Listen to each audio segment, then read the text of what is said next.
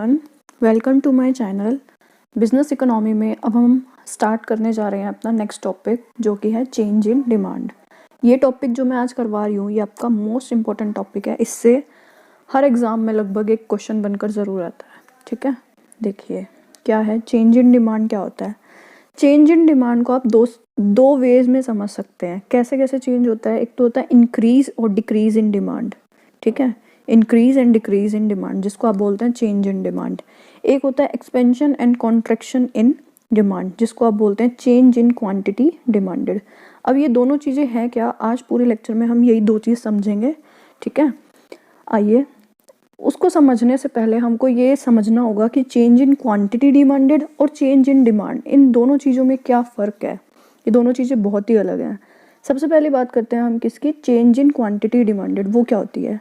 Change in quantity demanded refer to the change in the quantity purchase due to increase और decrease in price of a product.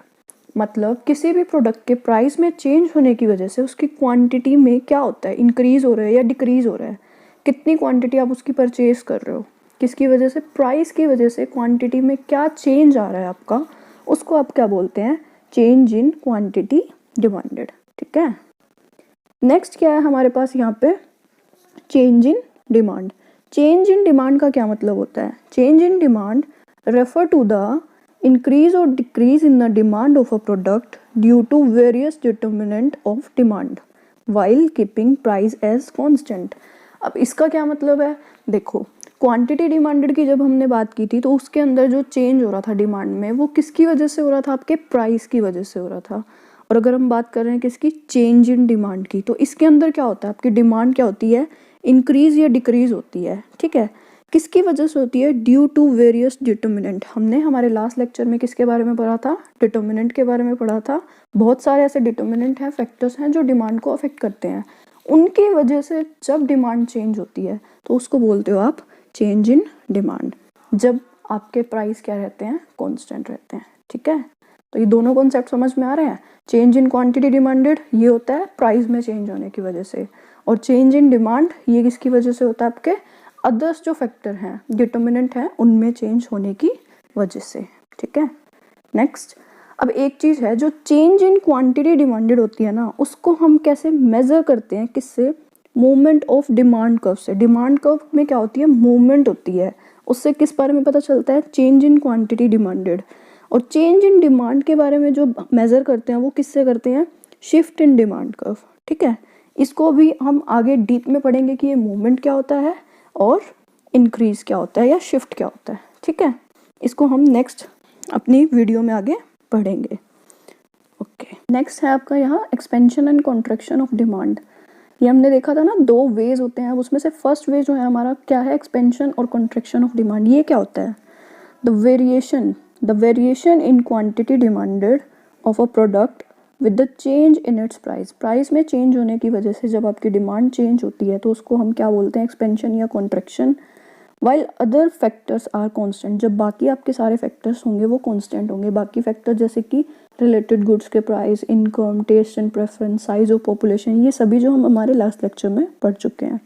ठीक है, expansion क्या होता है, expansion of demand refer to the period when quantity demanded is more. मतलब यहाँ पे demand क्या होगी, ज़्यादा। एक्सपेंशन का मतलब ही क्या होता है, विस्तार होना, मतलब बढ़ना किसी भी चीज़ का।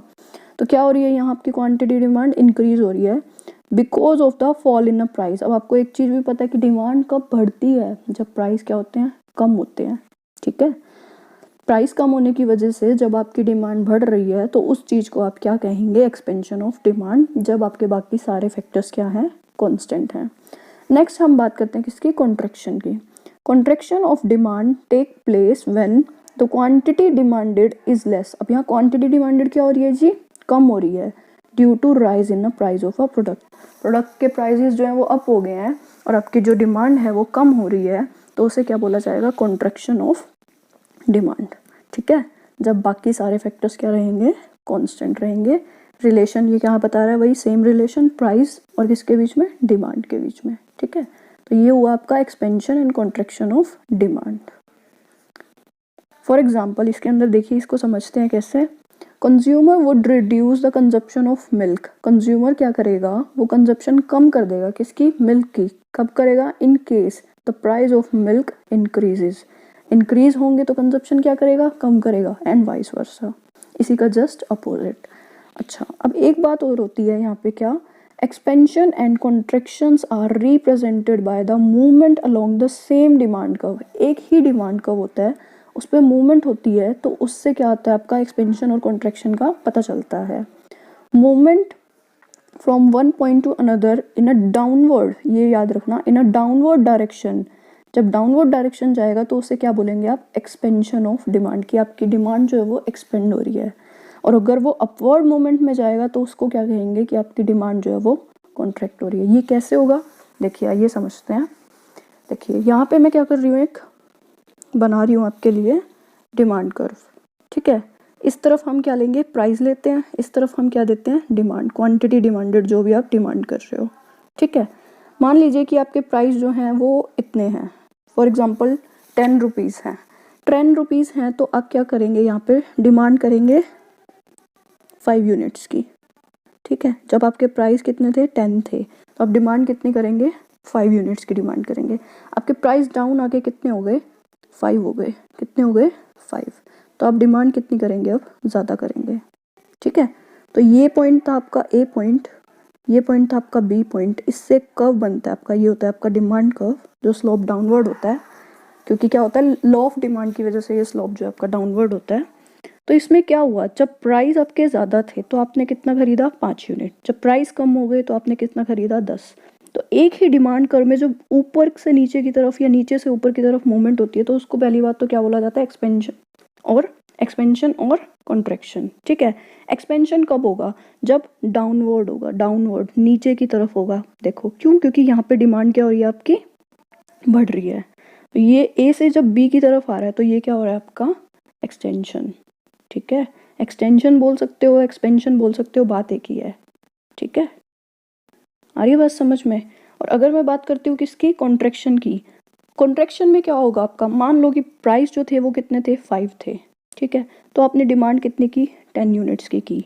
प्राइजेस बढ़ के कितने हो गए, 10 यूनिट्स हो गए, सॉरी 10 हो गए। तो आप कितनी करोगे डिमांड, यहाँ पे डिमांड को क्या करोगे, कम कर दोगे, मतलब आपका डिमांड कर्व क्या होगा, नीचे से क्या जाएगा, ऊपर की ओर। कैसा मूवमेंट करेगा वो, अपवर्ड। अपवर्ड मूवमेंट होता है, अप मूवमेंट होती है, तो वो क्या होती है आपकी, कॉन्ट्रैक्शन, ठीक है। और इसी को ही बोलते हैं आप movement along demand curve. Movement along demand curve expansion और कॉन्ट्रैक्शन के टाइम पे होती है। जब ये डाउनवर्ड होती है तो एक्सटेंशन होता है, जब ये अपवर्ड होती है तो क्या होता है आपका, कॉन्ट्रैक्शन, ठीक है। आ रही बात समझ में, ओके, ठीक है। नेक्स्ट कॉन्सेप्ट आपका क्या है, increase and decrease in demand. Extension और कॉन्ट्रैक्शन हम पढ़ चुके हैं क्या होता है, अब है increase and decrease in demand. वो क्या होता है, increase and decrease in demand are refer to change in demand. Demand में चेंज तो होगा, किसकी वजह से, due to change in various other factor. Various other factor पढ़े थे ना लास्ट लेक्चर में अपन ने, ठीक है। तो वो लेक्चर अगर किसी ने नहीं देखा है तो पहले जाके आप फैक्टर्स देखिए, क्योंकि बिना फैक्टर्स को समझे आप एक्सटेंशन, कॉन्ट्रैक्शन या फिर इंक्रीज डिक्रीज को नहीं समझ पाएंगे। उसका लिंक मैं नीचे वीडियो में दे दूंगी आपको। तो इंक्रीज और डिक्रीज जब डिमांड में होता है वो किसकी वजह से होता है, अदर फैक्टर्स की वजह से होता है। प्राइजेस सेम है, मैं कह रही हूँ किसी भी चीज़ के प्राइस मान लो 40 रुपीज़ है, प्राइजेस सेम है, लेकिन आपकी इनकम बढ़ गई, अदर फैक्टर में आता है इनकम बढ़ गई, तो आप क्या करोगे, डिमांड ज़्यादा करोगे। अब मैं फिर से दोबारा रिपीट कर रही हूँ, क्या, एक और चीज़, आपकी जो प्राइस दिए हुए हैं वो कितने दिए हुए हैं, 40 रुपीज़ दिए हुए हैं, ठीक है। आपकी इनकम डिक्रीज हो गई, आप क्या करोगे, सेम प्राइस पे उस चीज़ की कम डिमांड करोगे। तो उसी को ही बोलते हैं, किसी और फैक्टर की वजह से जब आपकी डिमांड क्या होती है, इंक्रीज होती है या डिक्रीज होती है, तो उसे बोला जाता है increase and decrease in demand, ठीक है। और ये जो डिमांड है, इंक्रीज और डिक्रीज किसकी वजह से हो सकती है, आपकी चेंज इन इनकम की वजह से हो सकती है, डिस्ट्रीब्यूशन ऑफ इनकम की वजह से हो सकती है, change in consumer taste and preference की वजह से हो सकती है, change in the price of related goods की वजह से हो सकती है। जब आप प्राइस को, मतलब उस गुड्स के प्राइस को क्या रखोगे, कांस्टेंट रखोगे, ठीक है। आ रही बात समझ में, ठीक है, ओके। अब एक नेक्स्ट चीज़ इसमें ये क्या है, increase and decrease in demand is represented as shift in demand curve. अगर हम बात कर रहे थे एक्सटेंशन और कॉन्ट्रैक्शन की, तो उसमें क्या हो रहा था, movement along demand curve, demand curve में ही मूवमेंट हो रही थी, कैसी, अपवर्ड या डाउनवर्ड। लेकिन इसके अंदर क्या होता है, जो आपका डिमांड कर्व होता है ना, वो क्या होता है, शिफ्ट हो जाता है। ठीक है, इसमें क्या करते हो आप, एक डिमांड कर्व से दूसरे डिमांड कर्व की तरफ जाते हो। ठीक है, अगर हम इंक्रीज की बात कर रहे हैं, इंक्रीज इन डिमांड कर्व की बात कर रहे हैं, तो आप क्या करोगे, राइट की तरफ शिफ्ट करोगे। और अगर हम डिक्रीज की बात कर रहे हैं, तो आप क्या करोगे, लेफ्ट की तरफ शिफ्ट करोगे। ठीक है, ये कैसे होगा, देखिए, आइए देखते हैं। यहाँ पर क्या है, वही मैं आपके लिए एक बना रही हूँ, यहाँ इंक्रीज का बना रही हूँ, प्राइस ये रहे। ठीक है, क्वांटिटी डिमांडेड यहाँ पे आएगी। आपके प्राइस थे जी 40 रुपीज़ लेके चल रहे थे, 40 है मान लो, पहले आप क्वांटिटी डिमांड कर रहे थे सिर्फ इतनी, तो आपका डिमांड कर्व देखना ज़रा यहाँ पे। ठीक है, ये आपका क्या था, डिमांड कर्व बना। मैं कह रही हूँ कि आपकी क्या हुई, इनकम इंक्रीज हो गई। इनकम इंक्रीज होने से आपने क्या किया, डिमांड को क्या कर दिया, इंक्रीज कर दिया, जब आपके प्राइस क्या थे, उस चीज़ के कांस्टेंट थे। तो आपका डिमांड कर्व जो है वो शिफ्ट होके क्या होगा, आगे की तरफ आ जाएगा। ठीक है, आ रही बात समझ में। तो ये क्या हो गया, आपका राइट शिफ्ट हो गया। तो इसको क्या बोलेंगे, इंक्रीज। क्या बोलेंगे, इंक्रीज। इंक्रीज में क्या होता है, आपके प्राइजेस तो सेम है, किसी और फैक्टर के क्या होने से, चेंज होने से आपकी डिमांड क्या हो रही है, बढ़ रही है, आगे की तरफ शिफ्ट कर रही है, राइट की तरफ शिफ्ट कर रही है, तो उसे आप क्या कहेंगे, इंक्रीज इन डिमांड। ठीक है, इसी तरीके से अगर हम बात करते हैं डिक्रीज की, किसकी बात करते हैं, डिक्रीज की, तो वो कैसे होगा, डिक्रीज की बात कर रहे हैं अब हम। यहाँ देखिए, वही सेम चीज़ है, प्राइस आप इस तरफ लेंगे, ये आपका वाई एक्सिस होता है और ये आपका एक्स एक्सिस होता है। यहाँ क्या लेंगे, क्वांटिटी डिमांडेड। ठीक है, प्राइस आपके क्या है, सेम है, आप किसी चीज़ की डिमांड कर रहे थे इतनी, ये आपका डिमांड कर्व है। ठीक है, अब आपके क्या हो गई, इनकम कम हो गई, ये डी इनकम क्या हो गई आपकी, कम हो गई। तो आप क्या करोगे, इनकम कम होने से आप अपना कंजप्शन लेवल भी थोड़ा सा, या परचेजिंग पावर आपकी कम हो जाएगी, तो आप क्या करोगे, उस चीज़ की डिमांड कम करोगे। तो आपने डिमांड कम कर दी इतने से, यहाँ क्या आ गया, D1। ठीक है, तो इसको क्या कहेंगे आप, डिक्रीज इन डिमांड। कब, जब किसी और फैक्टर में चेंज होने की वजह से सेम प्राइजेस पे आपकी डिमांड घट जाती है और शिफ्ट हो जाती है कहाँ, लेफ्ट की तरफ, तो आप उसे क्या कहते हैं, डिक्रीज इन डिमांड। ठीक है, आ रहा है कॉन्सेप्ट समझ में। अब इसके रिगार्डिंग जो क्वेश्चंस हैं ना आपके, वो क्वेश्चन बहुत सारे बन सकते हैं कि इंक्रीज इन डिमांड कब होती है, किस केस में होती है, प्राइस के चेंज होने पे होती है, या फिर अदर फैक्टर्स के चेंज होने में होती है, एक्सपेंशन और कॉन्ट्रैक्शन किस तरीके से होता है, आपको सबकी डेफिनेशन अच्छे से पता होनी चाहिए।